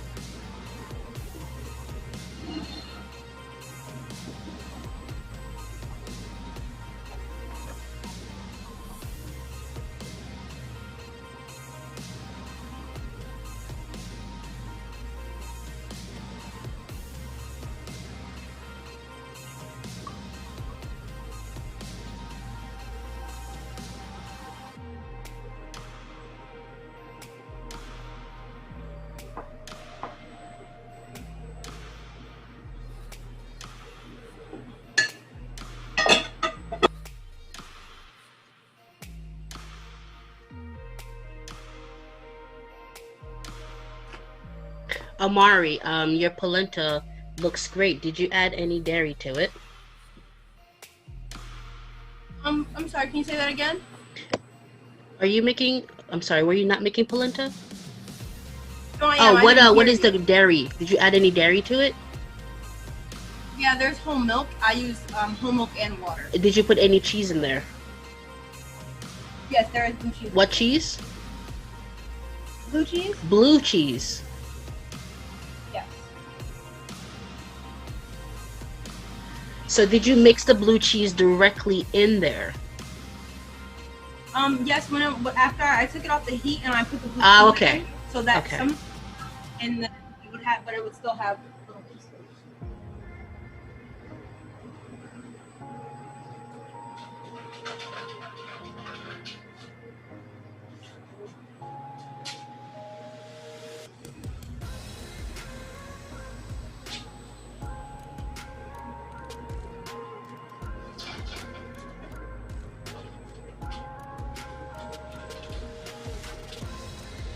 Devin, is that white wine in there that you're adding the butter to?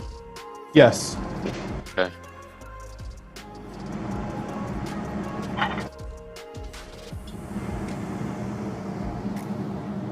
Is it a dry white? Is it Chardonnay by any chance? Or do you know? Yes. Do you know? Oh, it's Chardonnay. It's a Chardonnay.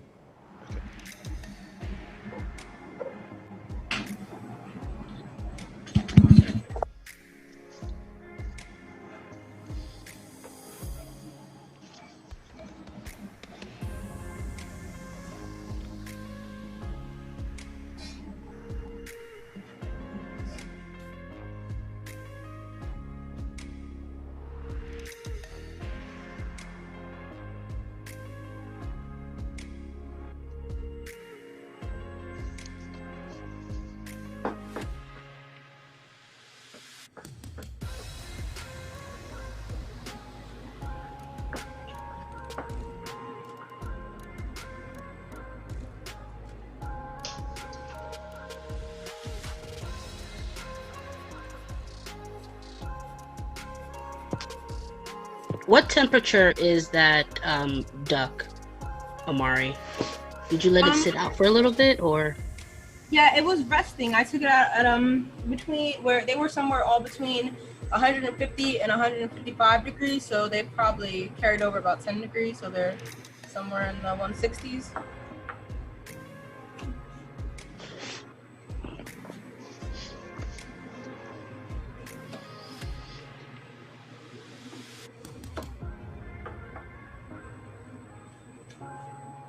So, Amari, what is like the #1 thing to remember about polenta after you've cooked it?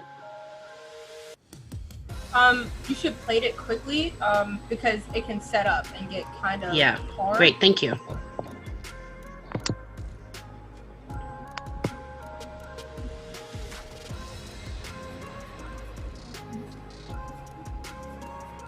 minutes.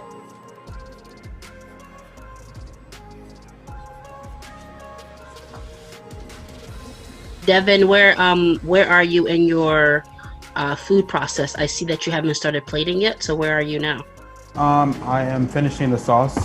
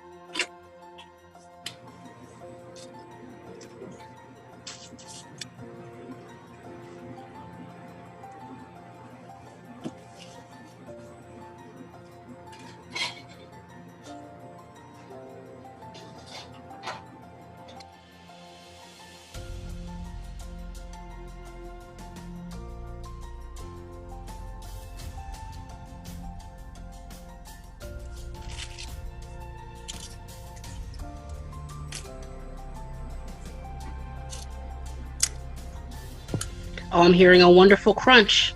What is that, Alan? This is what I usually call my own special bread. It's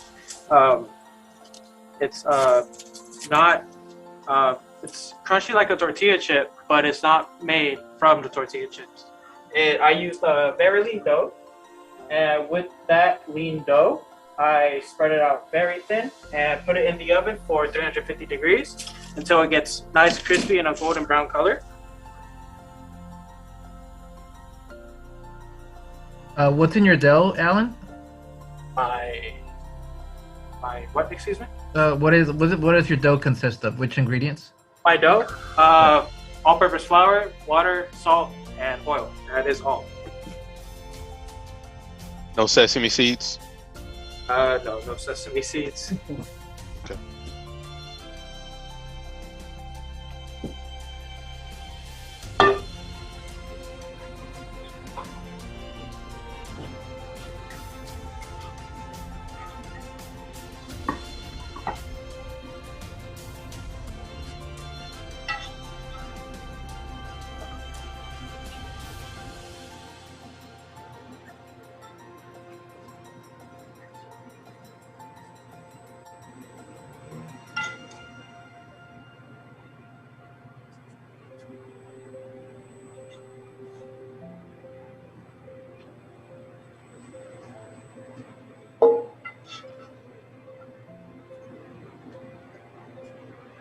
Alan, have you completed your entree? Yes, I have completed my entree and ready to present. Okay.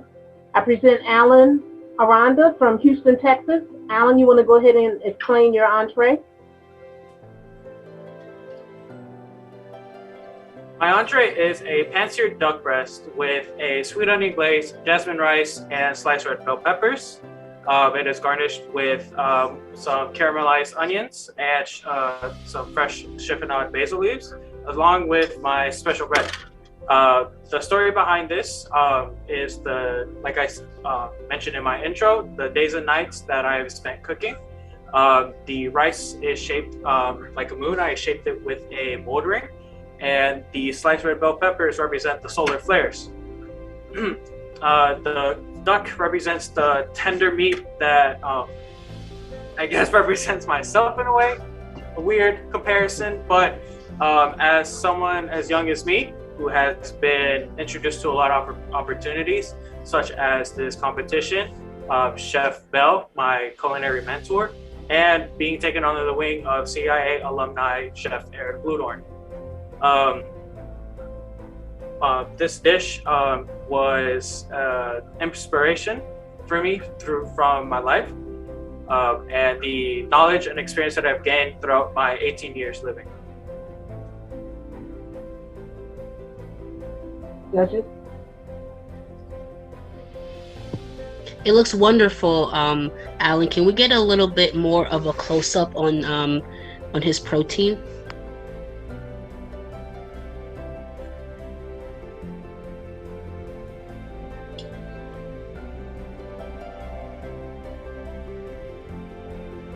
Just one quick question, Alan, and this is not a negative. I actually like the idea. Why did you decide to put the cheese sauce under the protein and within the rice? That rice looks perfect, by the way. Looks pretty good. I decided to use the cheese sauce because it is what holds the duck together. It stays in place as it slowly thickens when taken straight off the pan. The cheese sauce is what, since the cheese sauce holds the duck breast, it represents the people in my life that are holding me and have supported me throughout my years.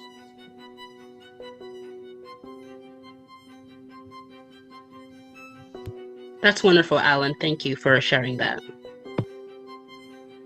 Judges, any other questions? I have one. You mentioned earlier that I believe you were speaking about the buttermilk to Chef Theo.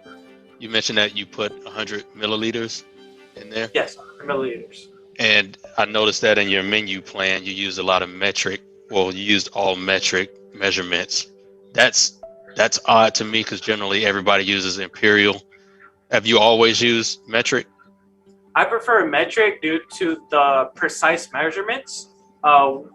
When being able to take a look in Chef Aaron's kitchen in Blue Darn and here in Houston, Texas, in a lot of his recipes, he used the metric system, which is used for precise measurements. You bring it right in just a bit. Okay. So I adopted the metric system in order to make my dishes precise and consistent. Okay.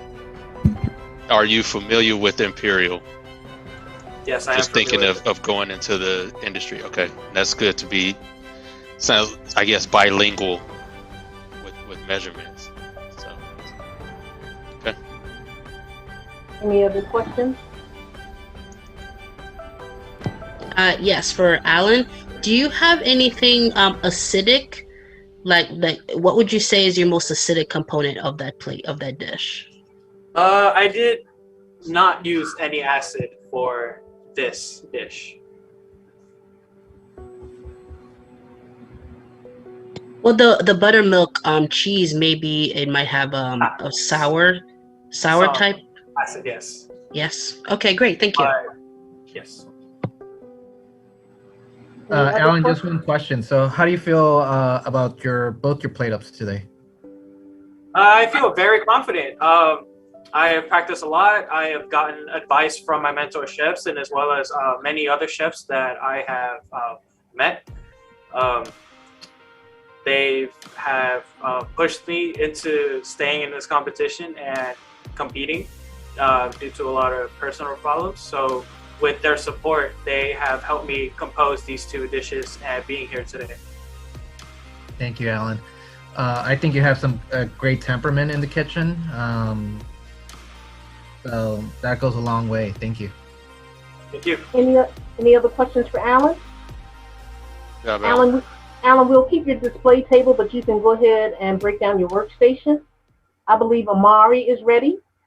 And so Amari, you can go ahead and present your entree. Thank you, Alan. Thank you.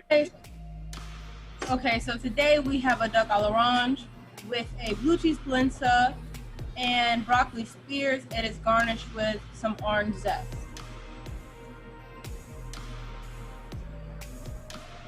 So my first question, Amari, was why did you decide to put the blue cheese in with the polenta?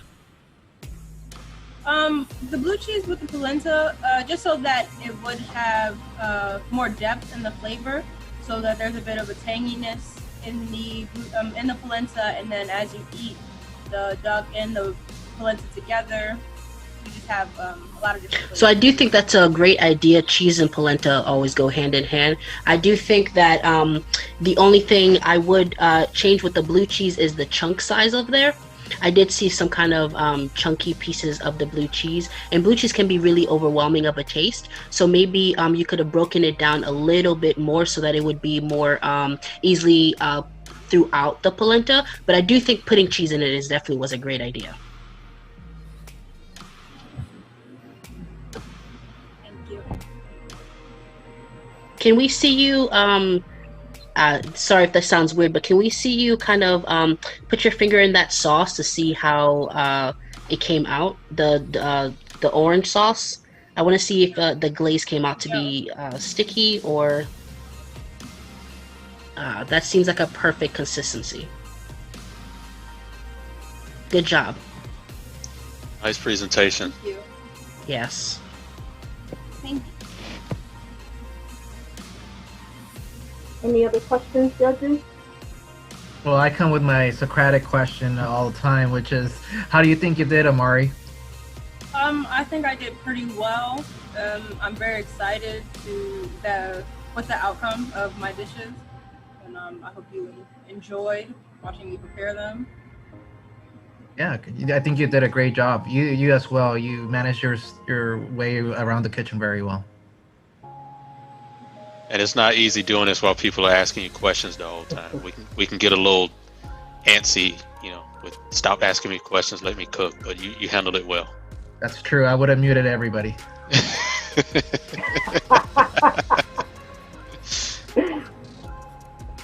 Awesome. Any Good other job. questions for Amari? You can leave your display table, but you can break down your workstation. Thank you, Amari. And we're going to move on with Devin. And we're going to move on with Devin. All students have completed their menus in the allotted time. So I just want to make note of that. Awesome. Devin, you can present your entree. So I have a pan-seared chicken with asparagus and wild rice with a white wine pan sauce. And so what made me pick this meal is because it reminded me of the times that I would be in the kitchen with my mom and my grandmother.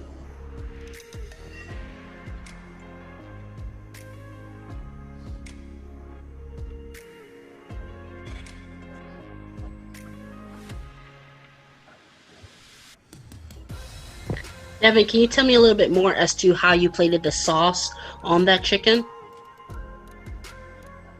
You said what? So I poured the sauce over the chicken when I put it on the plate. So did you put the sauce first, or did you put the chicken and the sauce on top? I put the chicken and the sauce on top. Did you temp your chicken? Yes. So what is the magic number we're always looking for when it comes to chicken especially? 175. So the magic number we are looking for is 165. We want to make sure we never want to overcook our chicken, especially chicken breast, to maintain the juiciness. Even the 5 or 10 degrees over could dry it out. So 165 is definitely suitable for any type of commercial, service. Devin, quick question on your Supremes. Did you folded those into your sauce? Yes. Supremes, the lemon Supremes? Yes. Okay. The Supremes show a lot of technique.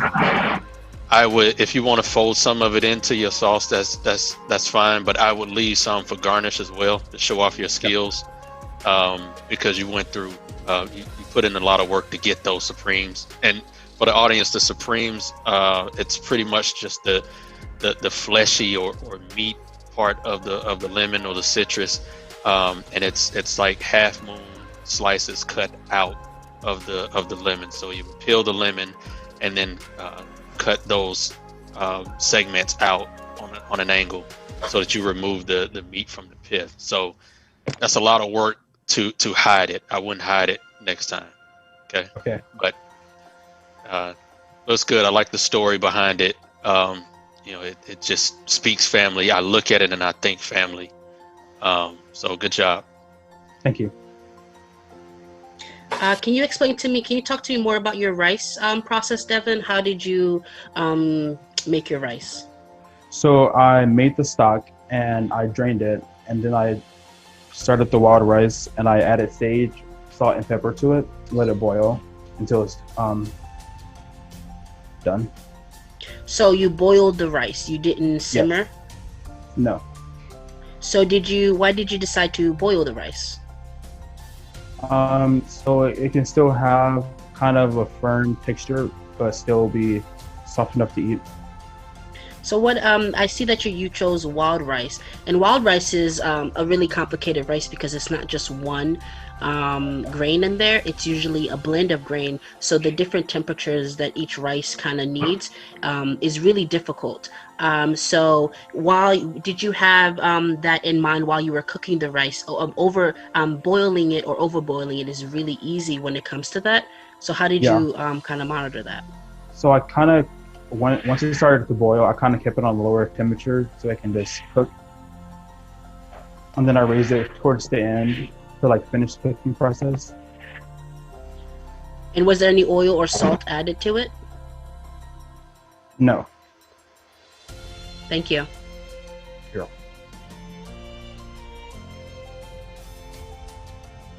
Any other questions for Devin? Well, you know what question's coming. Devin, how do you think you did today? I think I did pretty good. I kind of got tripped up on a couple sections, but I feel like I recovered in a good amount of time. Thank you. What sections do you think you stumbled on? I stumbled kind of on the asparagus. It got a little soft after we started. Okay. Great. Thank you. And then I just so I can explain why I always ask that question, I think it's very good to be reflective of what you do right and what you do wrong. Obviously, if you're doing something right, then you're learning and progressing on that. But if you're doing something wrong, which mistakes will happen, then you learn how to correct those. So that's why I always ask that question. So thank you. This your first competition? No. Okay. Got it. Awesome. Good job. Any other questions, judges? Devin, you can leave your display table and break down your workstation. And judges, do you want the production crew to pan over the dishes again? Yes, please. Yes.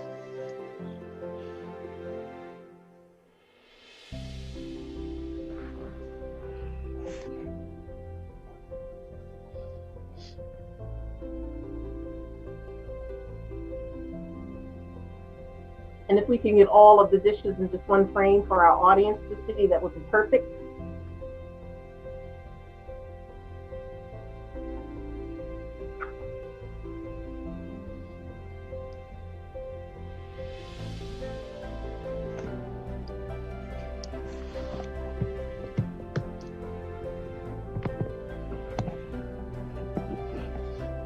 Can I just say that this was an incredible competition? It looks so good. I can't believe we're not there eating it all. Did an amazing job. I'm just upset that we're not on site anywhere so that I can sneak in the back and taste something. Yes.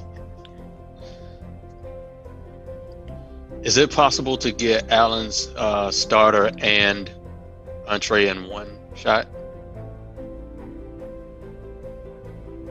Alan, can you put your starter next to your entree? Oh, there it is. Okay. Yep, perfect. Thank you so much.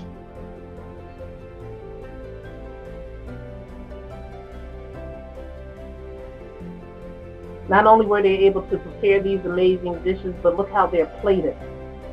Again, do not try this at home. If you're not skilled or prepared to do this, just a warning. Do not try this at home. I can't believe the talent. I cannot believe the talent. I would have loved an opportunity like this during my first years starting off. This would have just been so excellent. So I'm so happy that they're getting their feet wet so early on. I mean, that's just amazing. It's an opportunity that ACSO is happy to provide for these students, and we hope to continue this. It's been a hard year, the past couple of years, due to the pandemic, but our hope is that we've had a huge audience that was able to witness the competition today, and that's going to encourage many of the other cities that are involved in the ACSO program to encourage students in their particular cities to come out and participate in our ACSO culinary arts competitions, as well as our hospitality management, because the opportunities are there for them, and we want to make sure that they are able to, receive these opportunities. It's great exposure, it's a great experience, it's a great program. Can we have all the students come back out so that they can be acknowledged?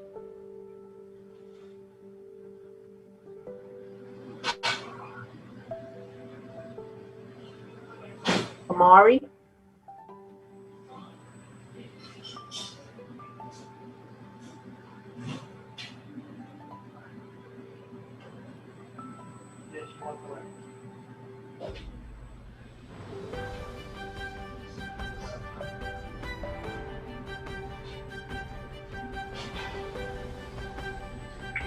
Gray ER triage. Code gray. Is Amari available? Code gray ER triage. We'd like to take the opportunity to thank all of their students for the students for their time today and your participation. You did an amazing job, and congratulations. Once again, these were the only 3 cities out of the entire country that participated in the Culinary Arts program today. That's Newark, New Jersey, Amari Thomas, Alan Arnada from Houston, Texas, and Devin Walker from Flint, Michigan.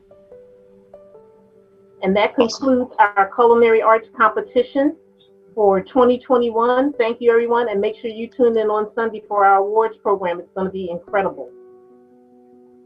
Thanks again, and enjoy your evening.